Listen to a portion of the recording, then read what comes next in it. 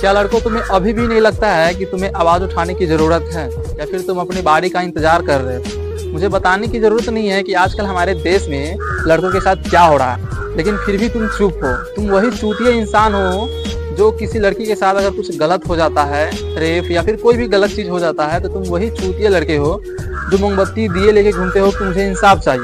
वो तुम्हारी बहन, बेटी, मौसी, नानी कुछ भी लगे या ना लगे, लेकिन फिर भी तुमको इंसाफ चाहिए। लेकिन आजकल हमारे देश में लड़कों के साथ क्या हो रहा है, ये बात तो मुझे बताने की जरूरत भी नहीं है। ये सबको पता है, तुम्हें भी पता है और हमें भी पता है। लेकिन तुम अपनी बारी का इंतजार कर रहे हो। इस पे लोग फनी कॉमेडी बना रहे हैं, फनी कमेंट्स कर रहे हैं, नीला ड्राम दूर करो, सुरक्षित रहो, विवाह मत करो, सुरक्षित रहो। क्या इससे तुम सुरक्षित हो? एक बात बताओ, इससे तुम सुरक्षित हो? नीला ड्राम दूर कर दोगे तो तुम सुरक्षित हो जाओगे, या फिर तुम विवाह नहीं करोगे तो तुम सुरक्षित हो जाओगे? ऐसा कुछ नहीं होने वाला है। तुम सिर्फ अपनी बारी का ना इंतजार कर रहे हो। जितनी सरकार लड़कियों को पावर दे रखी है, उसका कितना सही और कितना गलत उपयोग हो रहा है, ये बात मुझे भी पता है और तुम्हें भी बहुत अच्छे से मालूम है। लेकिन फिर भी तुम चुप हो। क्यों? क्योंकि दूसरे लोगों के साथ हो रहा है, तुम्हारे साथ नहीं होगा। ऐसा हो सकता है मेरे भाई, तुम बस इंतजार करो। आने वाले कल में ना ये तुम्हारे साथ भी हो सकता है और मेरे साथ भी हो सकता है।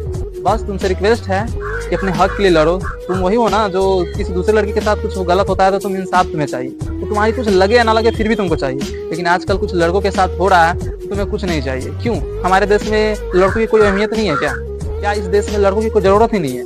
लड़का बाहर में जाए, मर जाए, कुछ भी हो जाए, किसी को कोई फर्क नहीं पड़ता।